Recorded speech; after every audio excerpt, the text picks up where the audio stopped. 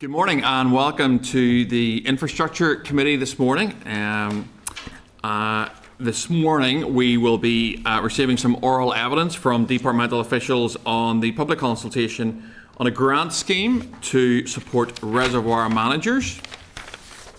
We will also consider one SL for an SR that is subject to assembly procedure and three proposals that are not subject to assembly procedure. And then we will undertake some initial deliberations on the Water, Sustainable Drainage and Flood Management Bill, which will be in closed session. Just like to inform anyone in the public gallery that they can use mobile phones, but they should be muted, and also you are not allowed to take any photos or video. If members are content, we will proceed through the agenda. Are members content so far? Yep. Okay.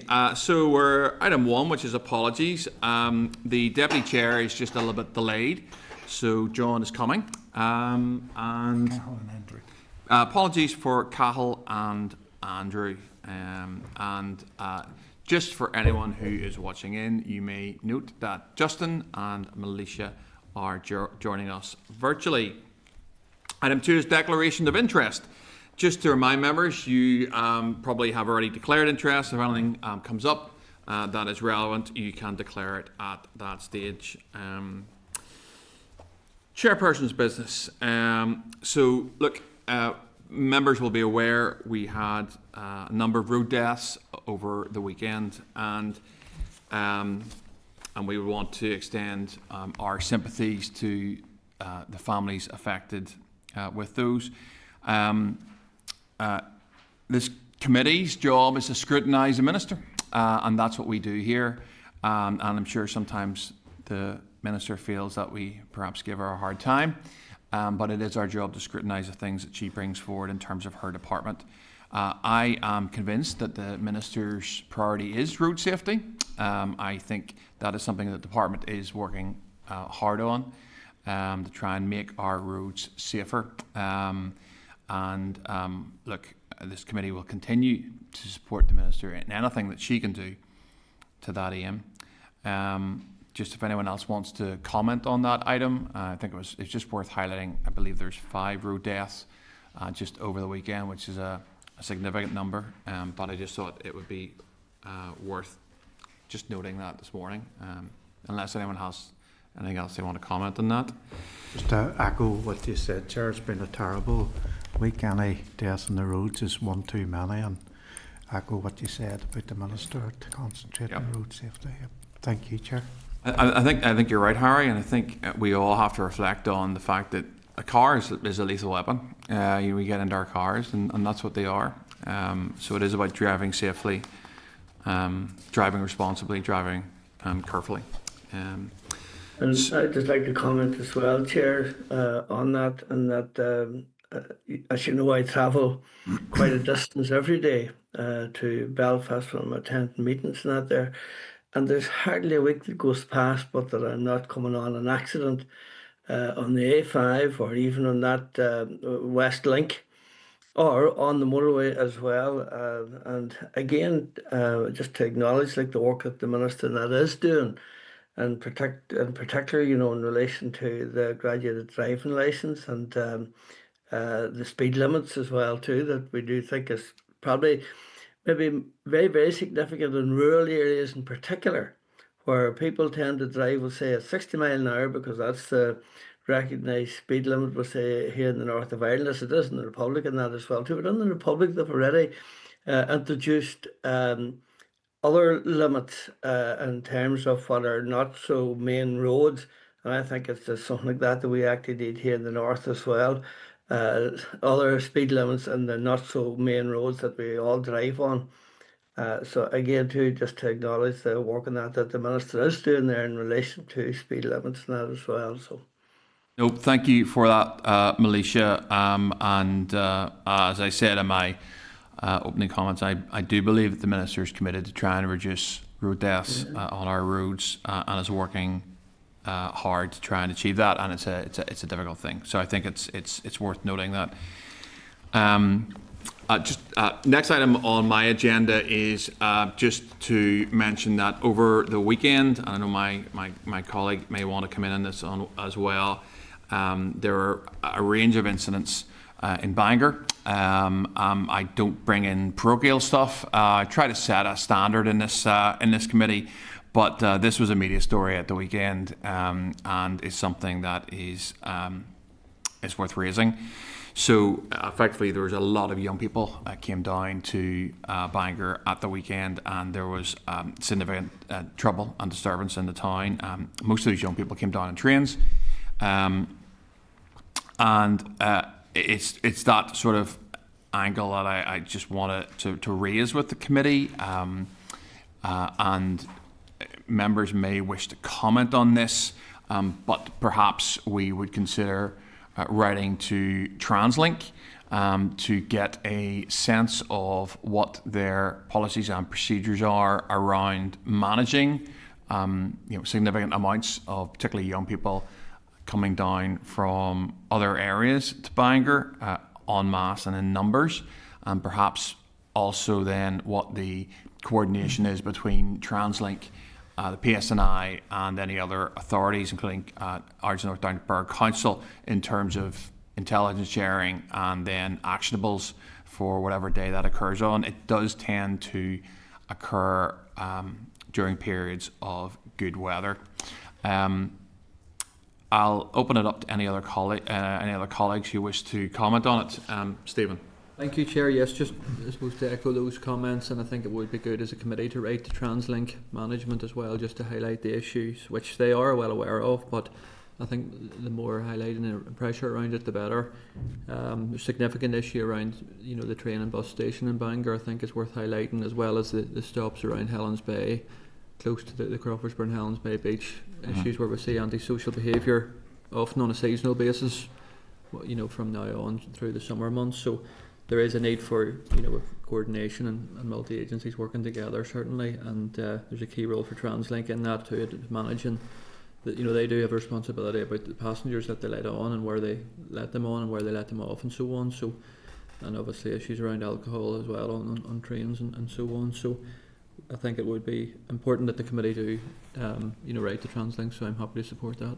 No, thank you for that, Stephen.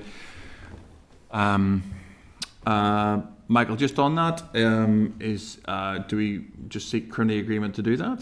Is that okay? If committee are agreed to act along those lines, that would be great. And final item then, and this was highlighted to me, I did some media on this yesterday, was the north-south glider, also known as the Phase 2 of the Belfast transport system. And this is a project that has, stalled. Initial funding for it came with, I think, City Deal around 2020. It was scheduled initially to finish and be built by next year. I don't think anyone in this committee will think that that's about to happen. And estimates are that it could be 2033 or 2035.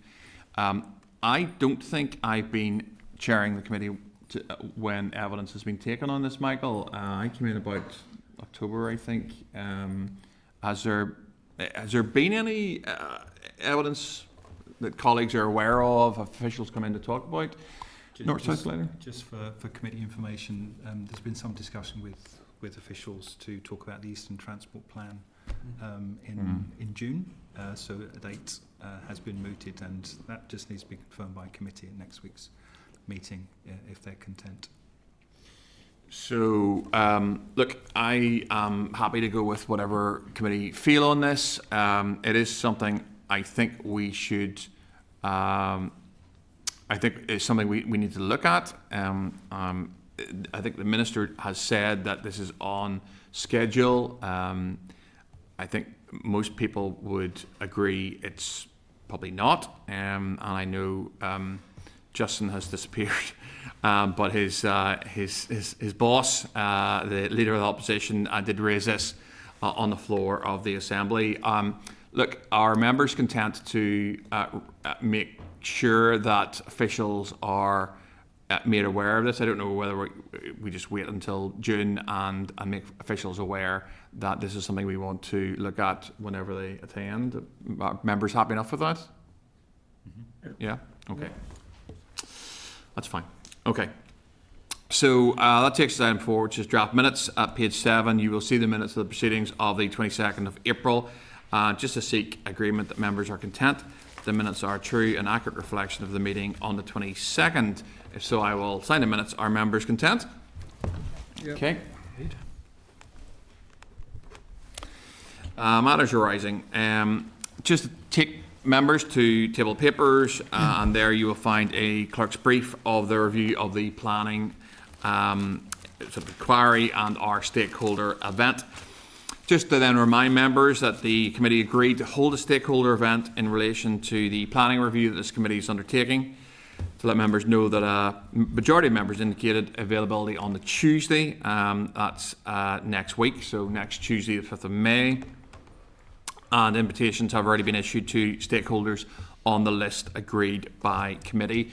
It's worth noting that if there are other stakeholders, and I have had a couple of emails just as a chair, if there are stakeholders who are interested in attending that session, you can do so by certainly emailing me in the first instance and seeing just in terms of whether we have space and capacity for that. And if there are any additional members who wish to come, if we need a committee agreement on that, and we can compile a short list, probably send that around committee before the event next Tuesday. But I suspect that no committee members will have any particular objections to some people who wish to come and give evidence or their views on planning in Northern Ireland. Michael? Just Chair, if I can come in there, if you can copy the public email, the committee email in with that, so we're all cognizant of what's happening. If members are content that anyone who responds to the call for evidence through members would be invited to give written evidence, and then so we can take that into account if members are in agreement with that. Stephen? It's 4 to 6 then, is that correct then? In the That's it, 4 to 6. which room, sorry? It should be room 115. Okay. So it's the old brasserie room. The idea is to have a number of tables with stakeholders present. No steak, Harry. Sorry. So a tea and coffee on arrival. And then a small finger buffet afterwards if members would like to network or have conversations with stakeholders immediately after that. Mm-hmm. So my ideal would be that if we had a member at each table who would then facilitate that discussion, just ask the questions. And then there'll be note takers arranged and then a small report will be compiled as part of the evidence for the review. If members are content with that. Content? Sure. Like a member and a minute or a note taker. There'll be a note taker, yes, Yeah. but if a member can ask the questions, that way Yeah. they're involved in the Perfect. conversation. Yep. That Very will good. be ideal. So if members can indicate they'll definitely be there, I'll allocate you to tables if that's all right. Okay. So, just need to seek committee agreement on the draft questions and draft programmes that are there, and if committee are agreed to that, then that's that item cleared. Are members agreed? So we can't quite do that at the minute because we do need Justin. And it's not the first time you'll have heard this. You are mission critical because we are just on the borderline of court. Okay.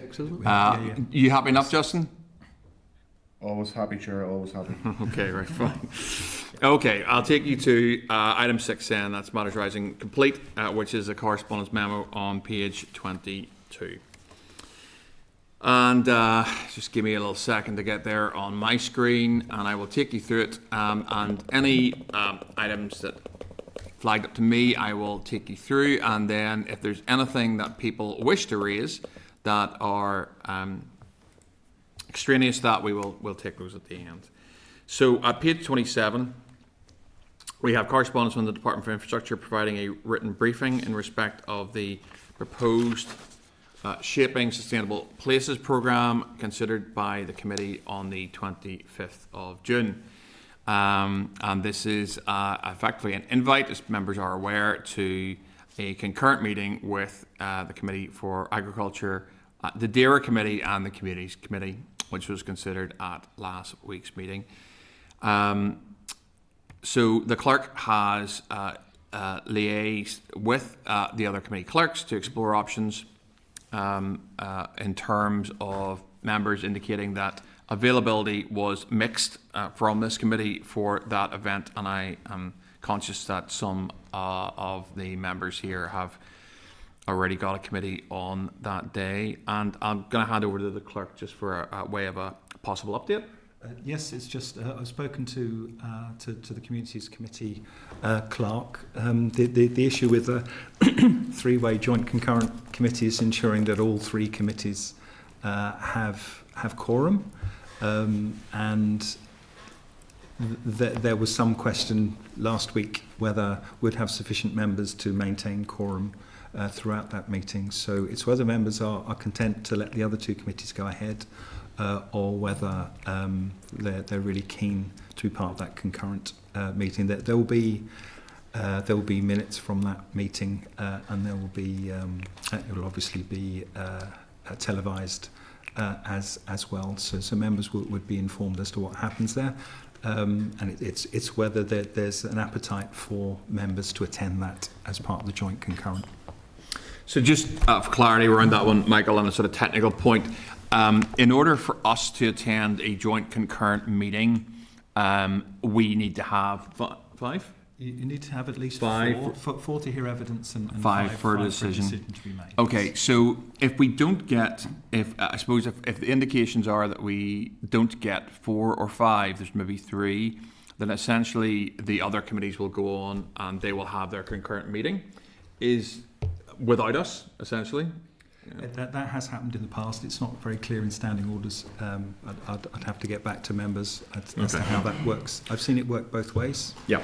Joint concurrents have carried on without one committee present, and also I've seen joint concurrents fall.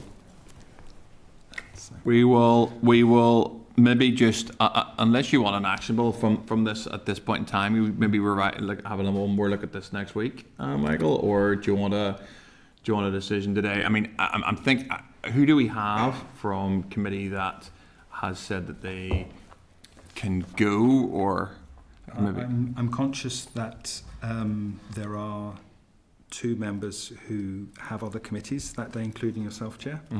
That morning, Melissa indicated that he would sit for us, provided communities wouldn't lose quorum if he did so, because he sits on the communities committee. It's just to see if there's a firm decision on other members to be there on a Thursday morning. Remind me the date again, sorry. The 25th of June. It's quite a while away. The question is, can members at this point confirm they'll attend that committee, essentially, and give something that's relatively hard and fast? Stephen, what are your thoughts? I can do 25th of June. Okay. Morning, yeah. I'm just going to go around people. Harry, what do you think? You can try, Chair, yes, should be. That's a half point. Yeah, but Justin? Just not sure at this Yep. stage.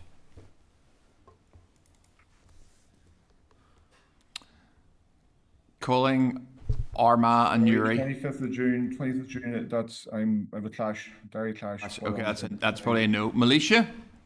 Yeah, as I said before. You're as long as- okay. All right. Yeah, Okay, policing board, and that leaves question marks over John and Andrew. So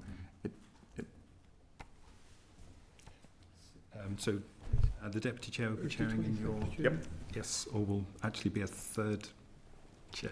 I'm not sure how that works. The chairs will discuss it with each other. Yeah. When that Okay. happens. Yep. that's fine. Do you want anything else on that one, Michael? You happy, or do you want to bring up? Sorry, the concurrence for the Yep, 21st concurrent. of May.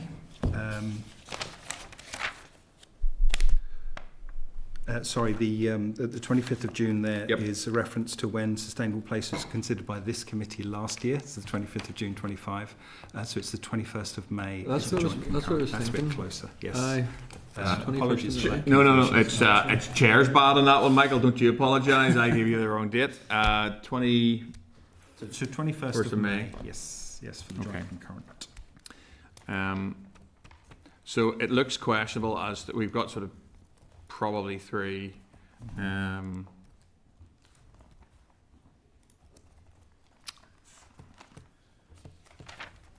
Shall I come back to members next week for Yeah. definite when we have Let's bring it everybody back next present, week. Yeah, and then we'll see how I think that that's goes. fine. Okay, we'll bring that one back next week.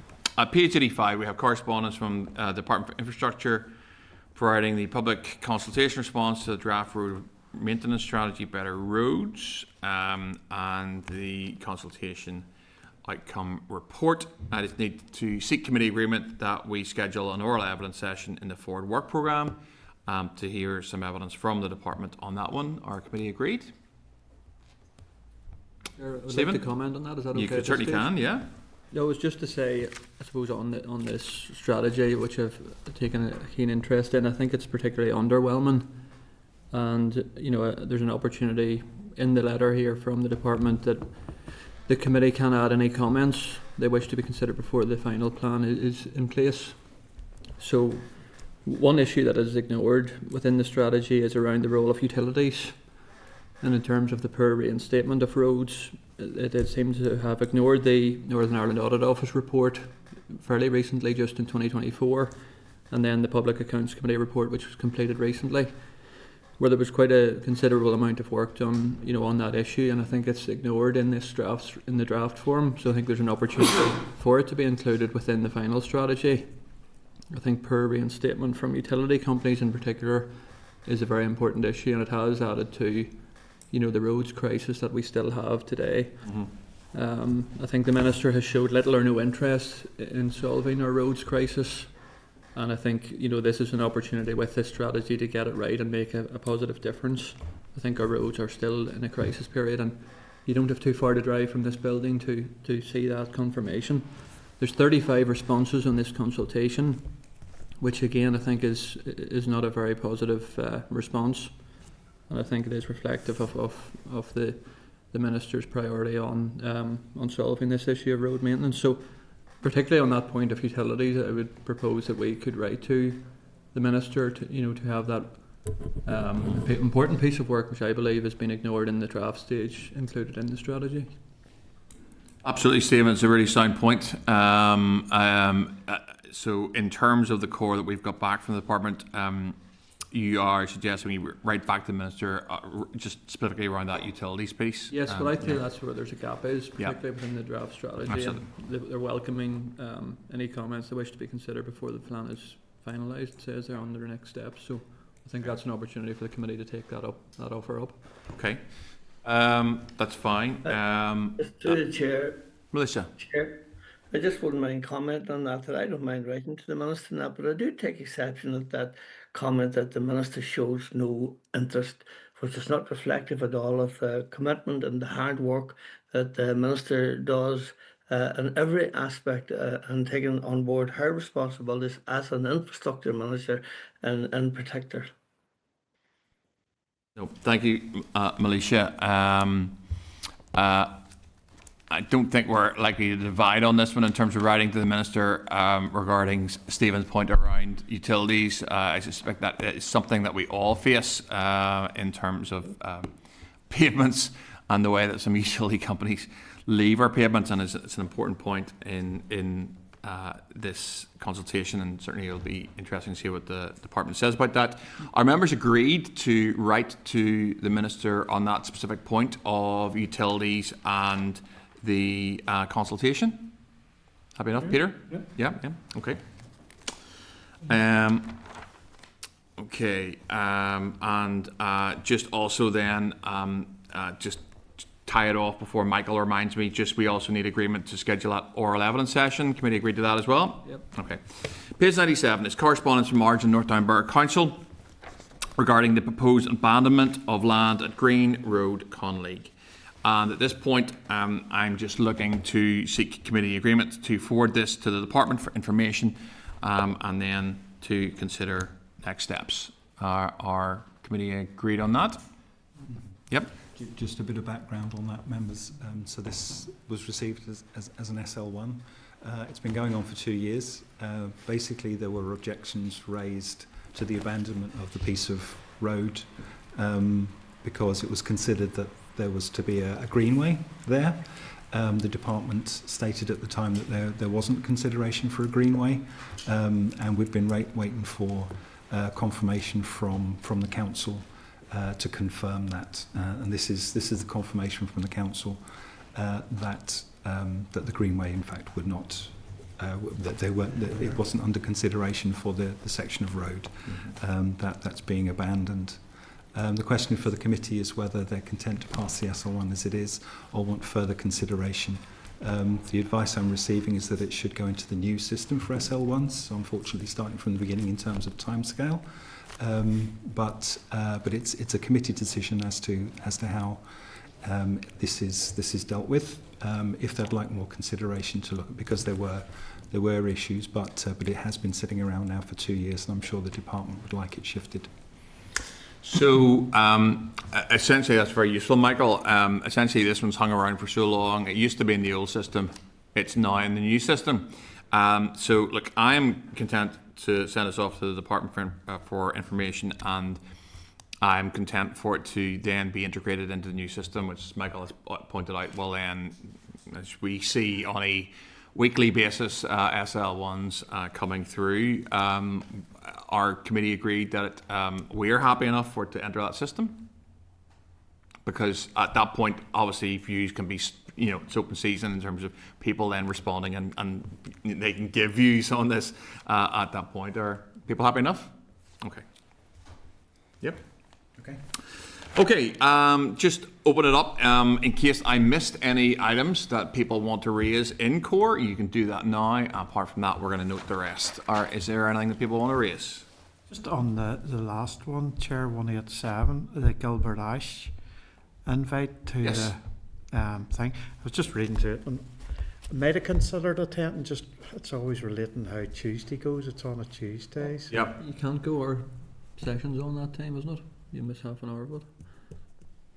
Okay. Isn't that right, Michael? Yes. Yep. Stakeholder, yes. Well, Stakeholder If only we could clone you, Harry. But that's... Oh well. If members are content, I write back and give the apologies of the committee that Yeah. they can't attend because we have Oh, a it's stakeholder. We have a clash. That's okay. All right, that's a good point. Fair enough. Sorry, Harry. That's okay. Good point. Okay, item 7 is an SL1. The Meanin Square, Londonderry Footways Abandonment Order, Northern Ireland 2026, initial consideration. At page 167, we have the clerk's memo. At page 190 is the SL1.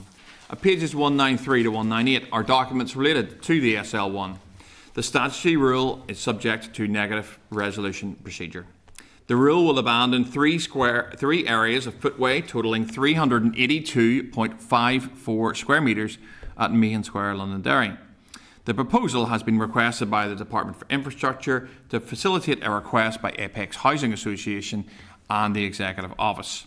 Tram Western colleagues are of the opinion that the areas of road should be abandoned upon completion of work by the developer to provide alternate facilities. The bed and soil area to be abandoned is owned by DFI, and following the abandonment, ownership of and responsibility for the land will transfer to Apex Housing Association, which is redeveloping Meanin Square, Londonderry to provide housing and retail units. I need to seek committee agreement to note receipt of the SL1 and the proposed SR, which will be published as part of a call for views, to indicate that the SL1 will be considered at the meeting on the 27th of May 2026, and to indicate that we are currently content that a briefing from officials is not required at this stage. Our committee agreed. Agreed. Item 8 is SL1, the Road Races Loughgall Stages Rally Order, Northern Ireland 2026. At page 200 we have the clerk's memo. At page 201 we have the SL1, and at pages 204 to 210 we have documents related to the SL1. The statutory rule is not subject to assembly procedure. The rule will permit the suspension of the right-of-way of traffic on Saturday, the 4th of July 2026 between 9 a.m. and 5:30 p.m. on lengths of a number of roads near Loughgall, County Armagh, to allow the North Armagh Motor Club Limited, promoters of the 2026 Loughgall rally stages, to run the event. I need to seek committee agreement to note the SL1 and the proposed statutory rule, which will be published as part of the call for views, to indicate that the SL1 will be considered at the meeting on the 27th of May 2026, and to indicate that the committee are currently content that a briefing from officials is not required at this stage. Our committee agreed. Agreed, Chair. Item 9 is SL1, the Road Races Rally Locale Order Northern Ireland 2026, initial consideration. I take colleagues to page 212, which is the clerk's memo. 213 is the SL1, and 216 to 229 are documents related to that SL1. The statutory rule is not subject to assembly procedure. The statutory rule will permit the suspension of the right-of-way of traffic on Saturday the 25th of July 2026 between specified times on a length of a number of roads within County Down to allow the Balnahinch and District Motor Club Limited, promoters of the Rally Locale, to run the event in 2026. I need to seek committee agreement to note receipt of the SL1 and the proposed statutory rule, which will be published as part of a call for views. To indicate that the SL1 will be considered at our meeting on the 20th of May 2026, and to indicate that committee are currently content that a briefing from officials is not required at this stage. Our committee agreed. Item 10 is SL1, the Railways Safety Act 2010, Commencement Number 1, Order Northern Ireland 2026, initial consideration. At page 213 is the clerk's memo. At page 232 is the SL1, and at page 235 are documents related to the SL1. The proposed rule is not subject to assembly procedure. The rule makes provision for safety on the railways. Section 1 provides for the general safety of railways and makes provision for the application of Part 2 of the Health and Safety at Work Northern Ireland Order to have effect in relation to railway operational safety. Section 2 provides for the approval of any railway work, plant or equipment before they are brought into operation. Such approvals are granted by the Department acting in its role as the Rail Safety Authority for Northern Ireland. Section 3 makes provision for the formal reporting of any accidents and the particular circumstances where such reporting is required. Such reports are made to the Department acting as the Rail Safety Authority. Section 4 makes provisions for the Department to give directions to setting limits on speeds and loading on railways. Section 5 makes provision for the detail and specification of signs and barriers to be used at level crossings. And Section 7 provides for consequential amendments and repeals. I need to seek committee agreement to note the receipt of the SL1 and the proposed statutory rule, which will be published as part of a call for views, to indicate that the SL1 will be considered at our meeting on the 27th of May 2026, and to indicate that committee are currently agreed that a briefing from officials is not required at this stage. Our committee agreed. Great. Item 11 is the grant scheme on the supervision and inspection requirements of the Reservoirs Act Northern Ireland 2015 public consultation. And members will note that there is a summary of responses, and I can see officials even filtering in at this point in time. We have some officials from the Department of Infrastructure here today to give us some oral evidence. I will take members to page 238, which is the clerk's memo. And then at 243 is the Dallo letter. At page 244 is the consultation report. And at 265 is the presentation. I would like to welcome Alison, Ryan and David from DFI, and I need to seek at this point committee agreement that the session is recorded by Hansard. Our committee agreed. Yeah, we got a nod. Okay.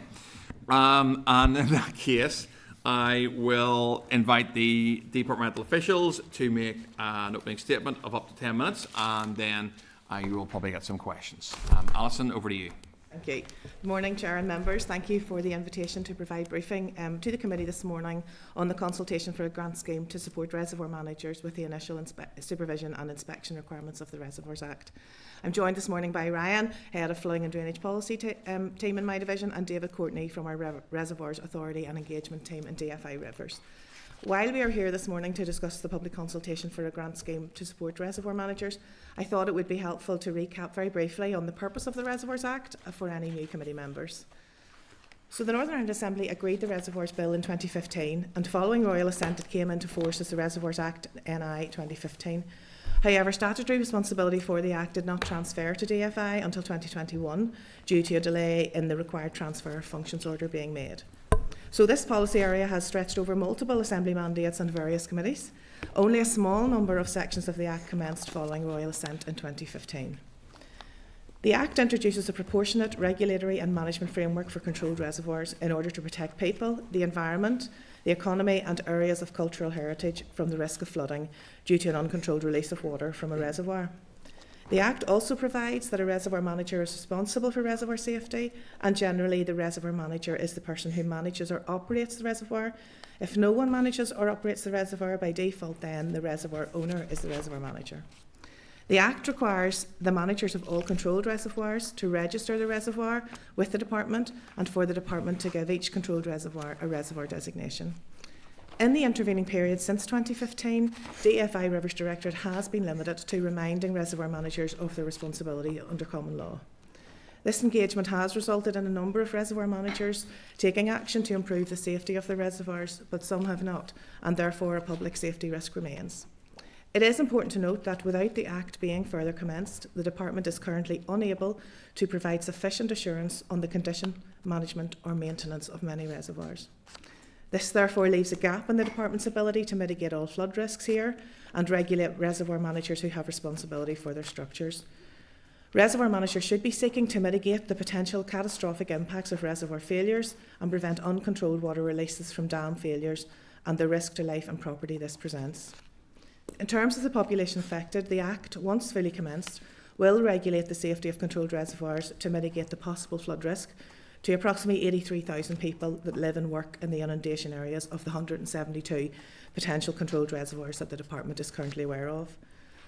So the risk is real, the risk is continuing and likely worsening in some cases, and without the full commencement of the Act, the Department does not have the necessary means to regulate reservoir safety properly. So the Department's proposals to further implement the Reservoirs Act were consulted on between November 21 and January 22. Upon restoration of the Assembly in March 24, this committee was provided with a consultation report, and subsequently in October 24 the Executive approved the secondary legislation necessary to further implement the Act.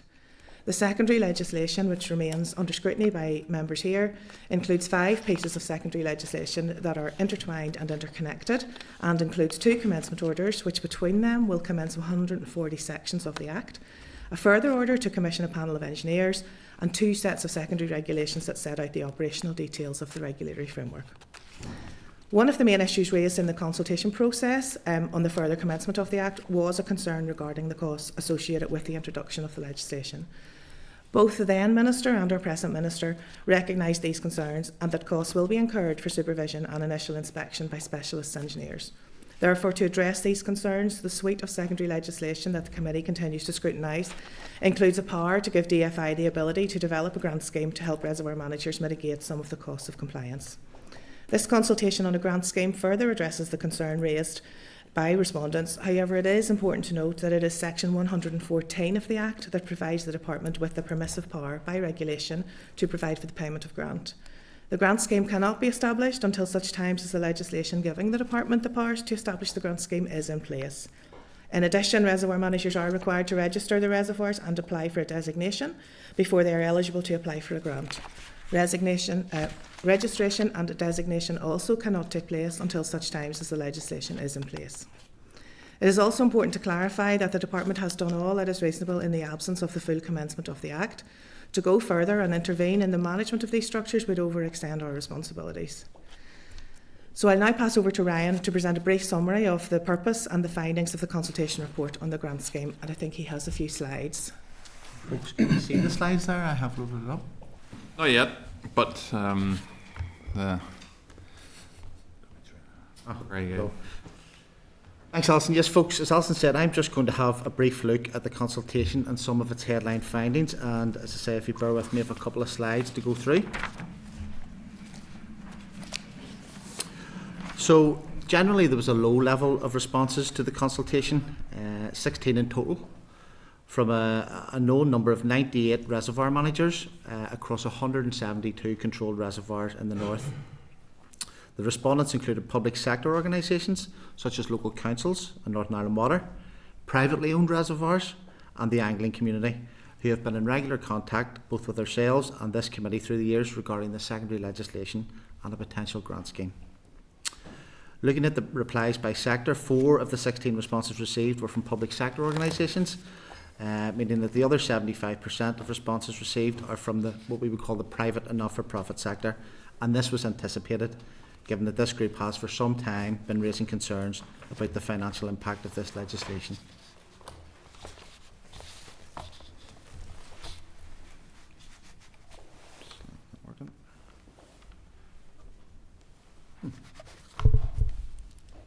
Apologies. So there are a few headline findings from the responses to the consultation where we saw clear support or indeed opposition on a number of the proposals. With these first 2, we can see considerable support for the Department's proposals, with 11 out of the 16 respondents supporting the proposal that only reservoirs not managed by a public sector organisation are eligible for a grant, and 10 out of the 16 supporting the proposal that the reservoir must be designated as high or medium consequence. With these next 2, we see some opposition to the Department's proposals, with 13 of the 16 opposing the proposal that reservoir managers must demonstrate a financial need for grant support, and 12 of the 16 opposed the Department's method for assessing affordability. The next 2 questions saw somewhat more of a mixed response. So with regards to the level of funding, up to £10,000 for initial cost inspections, 6 of the respondents agreed with it and 8 did not, while 2 didn't answer the question. And finally, we were also keen to hear the reservoir manager's thoughts on how the grant might be paid. And again, this was interesting that 9 were in favour of being paid directly to the engineers doing the work, and 5 wanted it paid directly to them, with again 2 not answering the question. So just by way of a conclusion, the Department welcomes the constructive feedback provided by those respondents, and these views will help inform the business case for this grant scheme. The Minister has taken these views into account, but given the ongoing budgetary constraints and the requirements of managing public money in relation to ensuring best value for money and affordability, it would be Minister's intention to introduce a grant scheme that is available for reservoirs not managed by a public sector organisation, for reservoirs designated as high or medium consequence, and that requires reservoir managers to demonstrate a financial need. And just in closing, please note that the grant scheme cannot be implemented until the secondary legislation currently with the Committee for Consideration is implemented.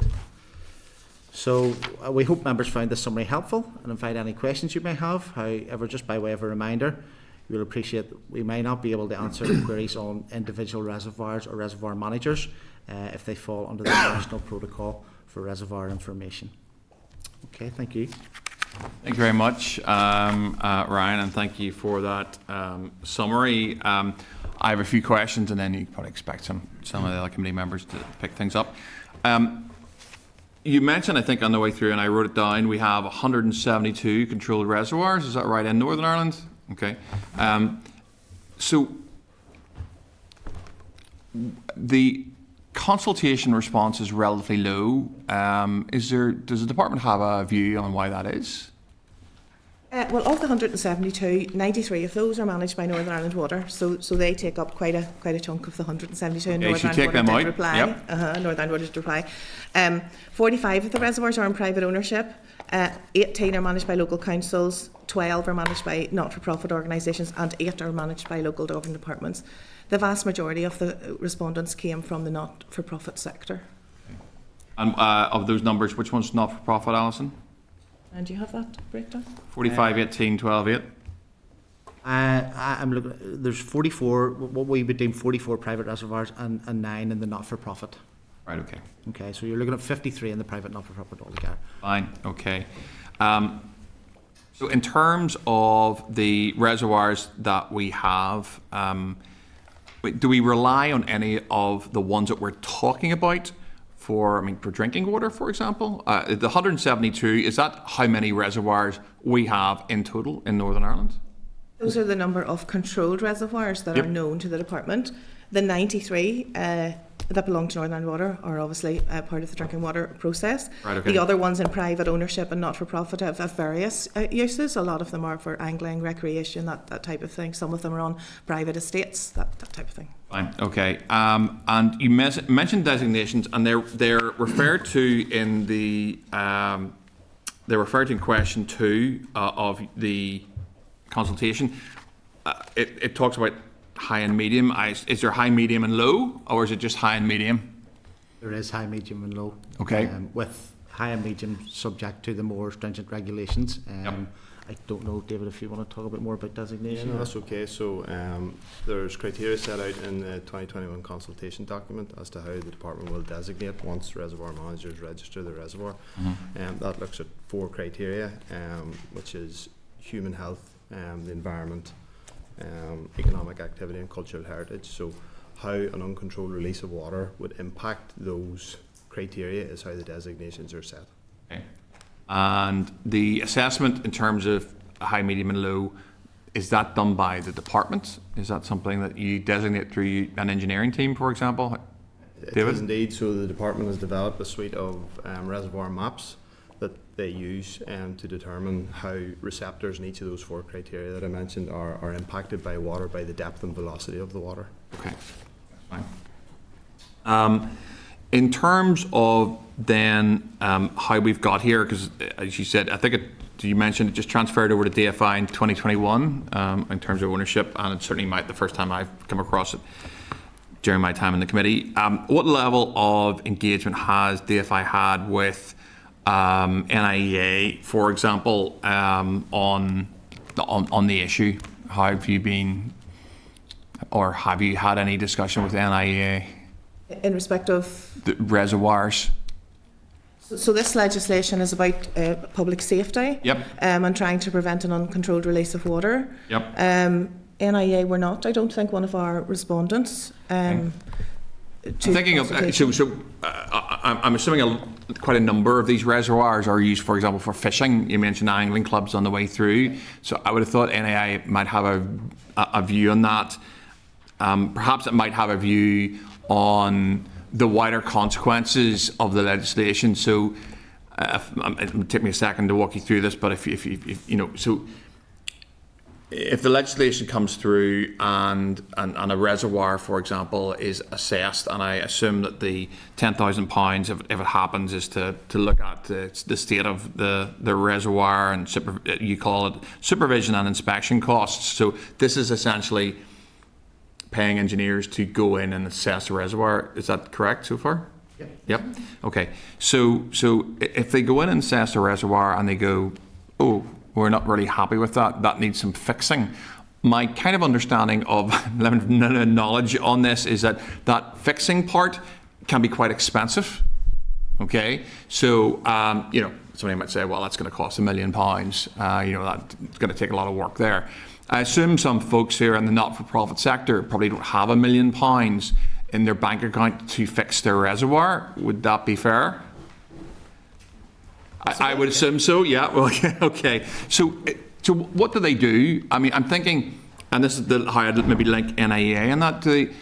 They just go, well, we don't have that money. So what happens at reservoir if that occurs? Many respondents use this consultation to comment on potential future capital costs, but this is really like a 2-stage thing, with a further consultation on a potential grant support in relation to capital costs to address these matters in the interest of safety will be required once these inspections are complete. But what we'll be looking to do is to get the inspections through and get a sense of the scale of any potential capital works that may or may not be needed before we would look at a potential capital grant. Okay, so the legislation would essentially enable some level of scrutiny of the reservoirs as they stand. They would be classified. This money would pay for the classification, and then you'd have some sort of effectively research to look at what the implications are of the findings of that, but you would accept that that could possibly be significant capital outlay for some of these folk if it was found to be, for example, a medium risk and required some remedy? Yes, that's possible. The grant will cover the inspection costs. But not the capital? The grant that we're looking at today Yeah. is focusing on the inspection costs. Yeah. Okay, that's fine. Okay.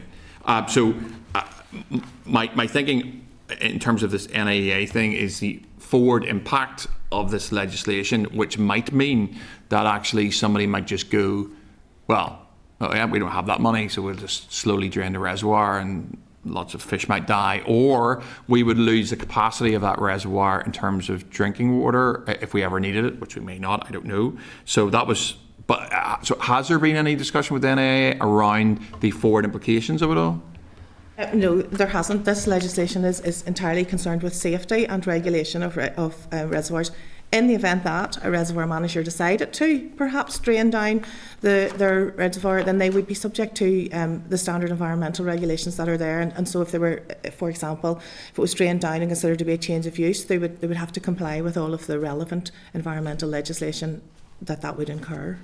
Yeah, okay, yeah, I see what you're saying, Alison. I suppose what I'm saying is that the implications of the future implications, whilst this is about safety, it's the next step after this where you might find situations where a number of these, especially not-for-profit organisations, an engineer's report might flag up some, even if they're medium risk and the remedy is cheap in this area, it might be £100,000, the risk is low, they would simply go, well, what do? We don't have that sort of capital outlay, just to flag it up.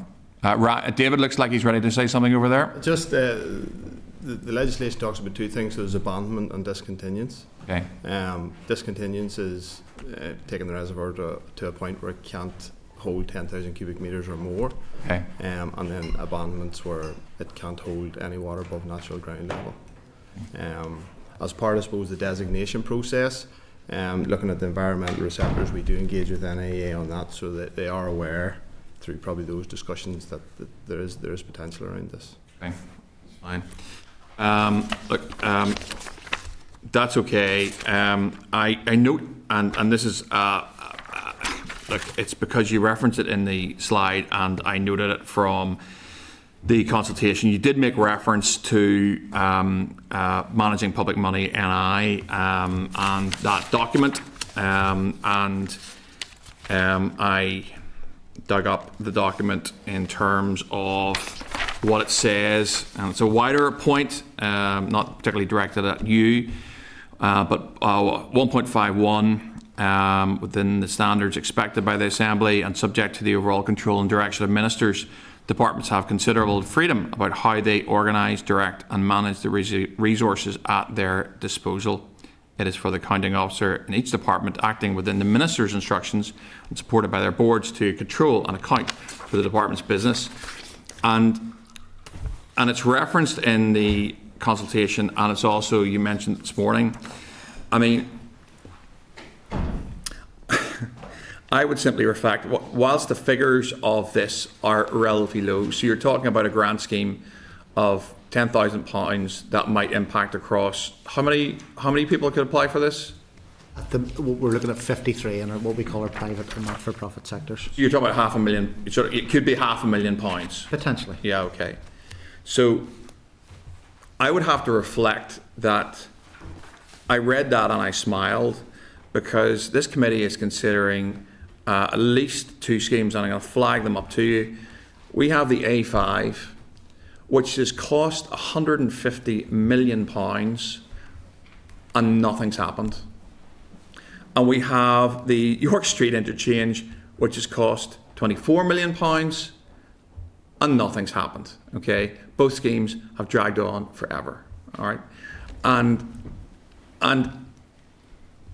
so when departmental officials come and reference managing public money for a scheme that could have, and every penny counts, I get that, for a scheme that might cost £500,000, and yet we've spent 300 times that on a road that has never been built in the west of the province, and I despair. And managing public money is important, and it's crucial in departments. But I simply, when I read that, I shook my head, because it is crucial. But I do not think, and it's not a particular dig at you guys, because you're in here to talk about safety of reservoirs. It's a wider point in terms of how we deliver major capital in Northern Ireland. And so we're talking about £500,000 here. Across those other schemes, we're talking about £175 million of taxpayers' money that has been spent in Northern Ireland for zero impact. It does my head in. Anyway, you don't have to respond to that. It's not your area, but I wanted to make the point. Okay, Harry, you're next. From major capital back to reservoirs. Thank you very much, Chair. Thank you very much. Good to see you again. Alison, maybe you could tell me, it said some of the reservoir managers have taken action and some have not. I'm just wondering what the reason maybe was for that. Why would some have not taken action? David, yeah. Well, there's been a lot of investigatory work since the 2016 audit right through. We simply just don't have that information. The information would have to be given to us voluntarily by the reservoir managers, and that's the case. We just don't know why. Okay. And out of right, there's 98 managers, isn't that right? So are they looking after the 172 reservoirs? Yes, they are. They're looking after them all. Okay.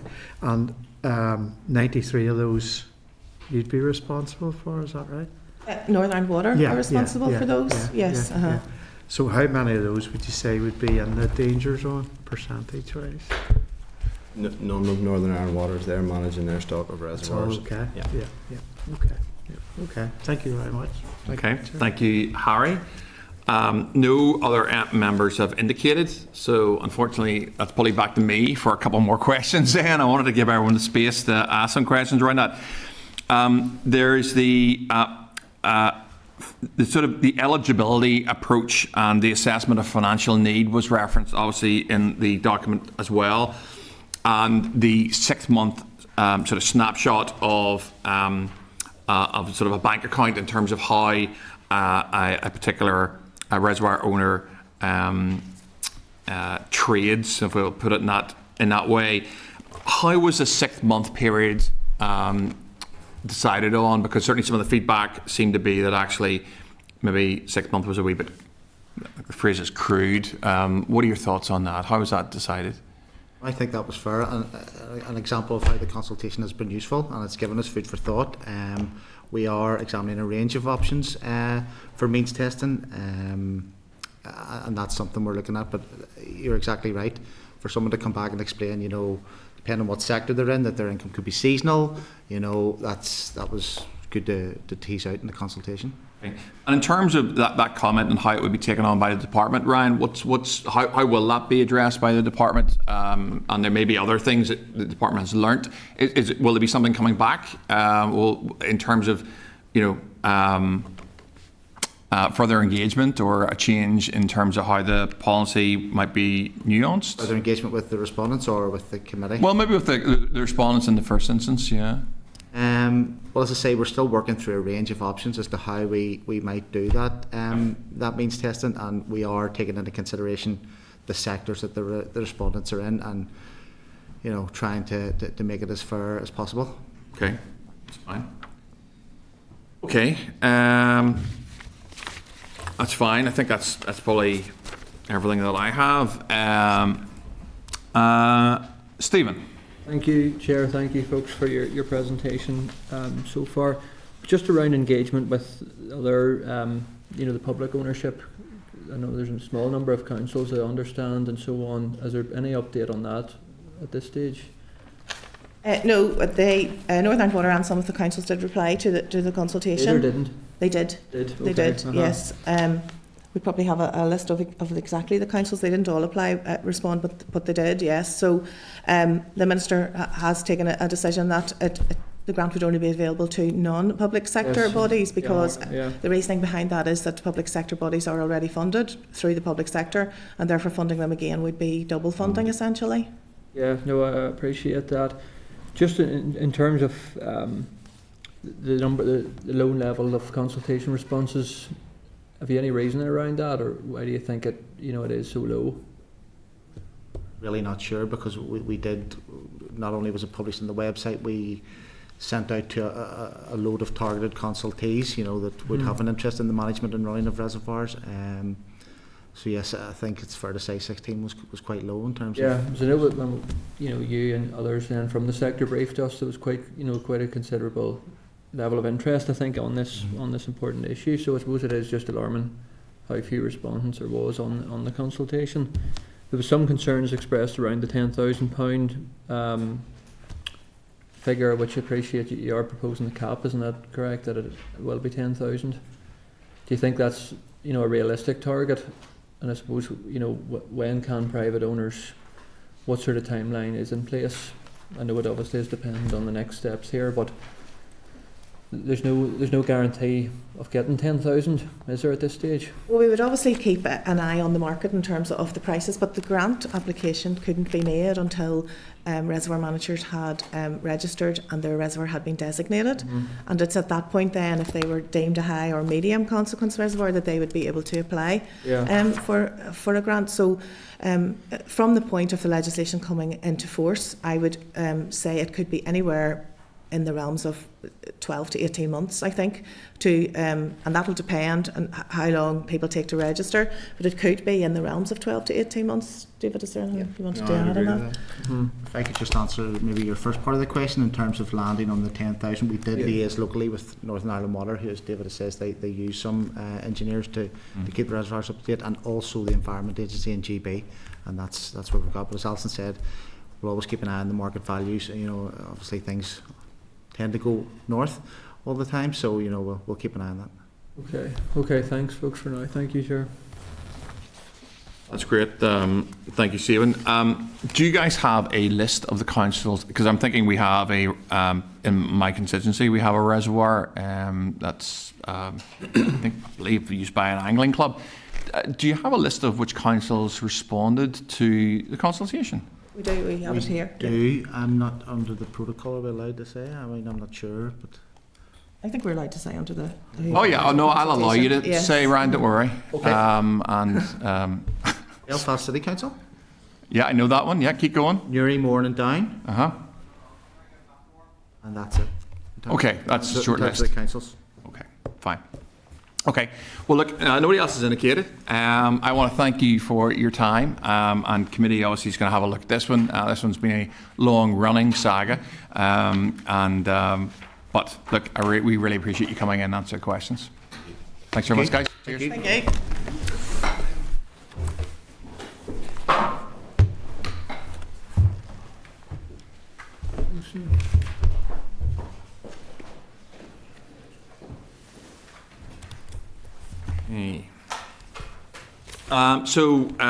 Members, I don't particularly think there was anything there that we required additional information on, but Michael might always capture something. Michael, did you pick anything up? No, just to remind members that we've had a considerable amount of information on a lot of evidence taken on these 5 pieces of delegated legislation so that some members may not have been present for, but or are new to the committee. So basically, last year, the committee was generally agreed that the importance of the safety aspects of the reservoir, and the main concern was the unintended consequences of burdening reservoir managers and owners with quite expensive repairs to bring them up to the standard required. And some of those unintended consequences appeared to be either having to release those reservoirs to get rid of them, or to lower the amount, the level of water, so they cease to be a reservoir, with the environmental impacts that would have had in terms of draining them. So the committee agreed to when the consultation was announced, the committee agreed to wait for the conclusion of the consultation to make a decision on the other legislation. The committee isn't being asked to make a decision today unless the committee wants to. So this is simply to hear about what the grant scheme would be, and as members heard, this was simply about the grant scheme for the inspection regime rather than the actual capital costs, which was the main concern in the first place. So if members would be content to come back to this issue in terms of considering the evidence in the round, we will a paper will be prepared for members to consider this at a future date in detail, and then come to a decision on the 5 pieces of delegated legislation.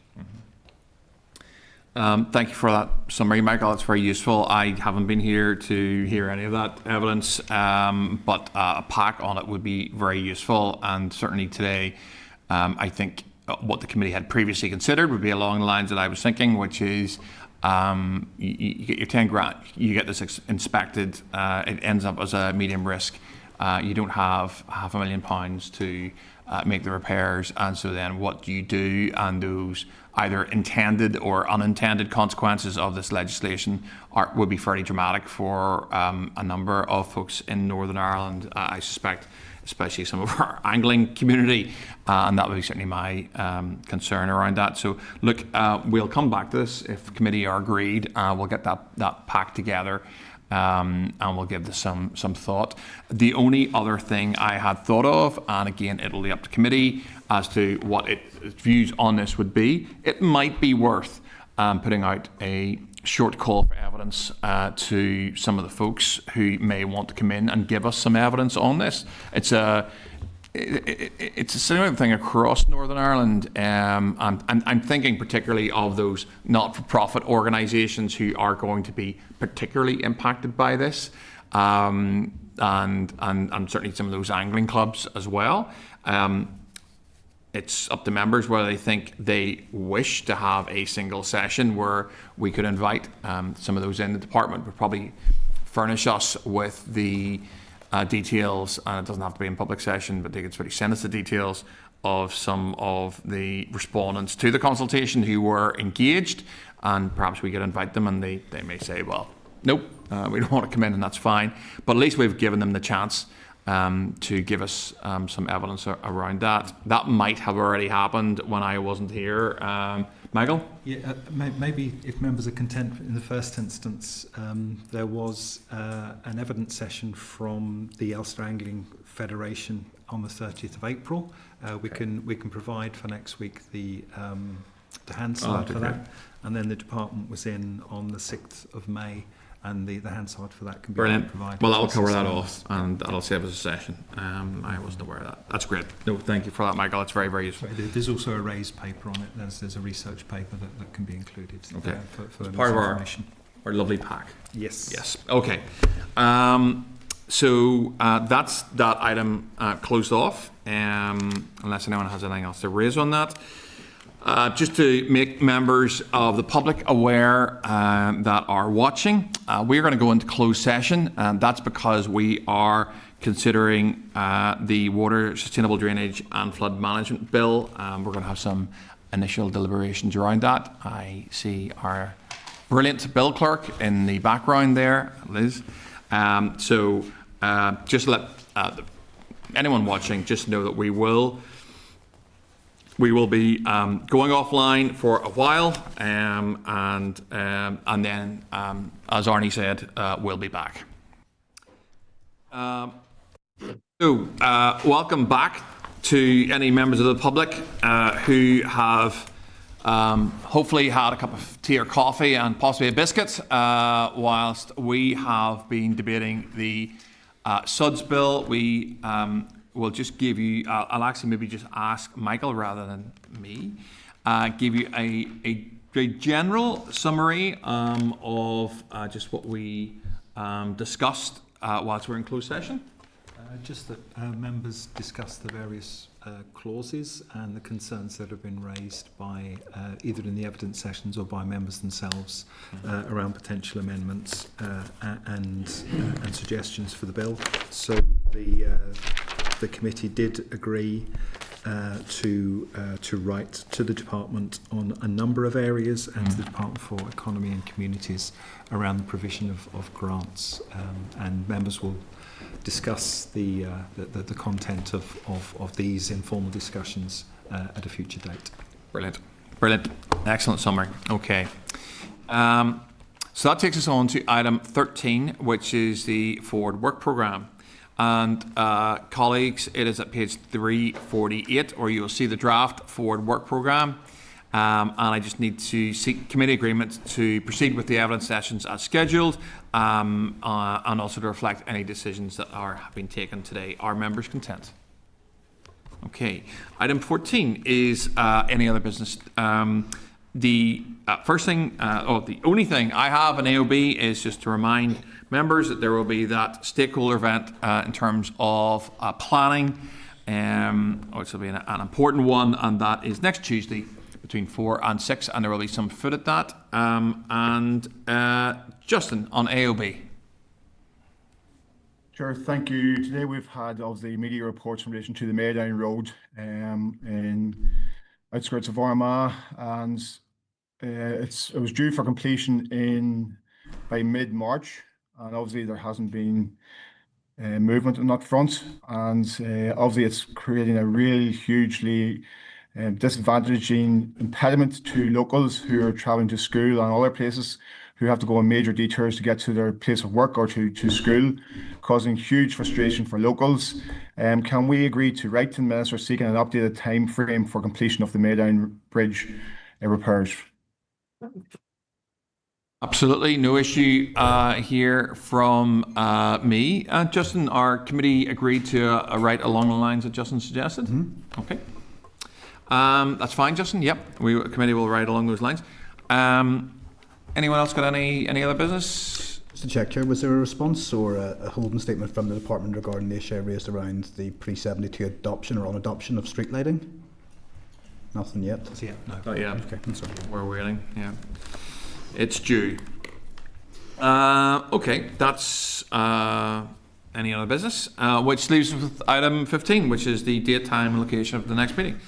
Just inform members that the next meeting will take place at 10 a.m. on Wednesday, the 6th of May, 2026, in room 29 in Parliament Buildings. And with that, I will adjourn the meeting and thank you all for your attention.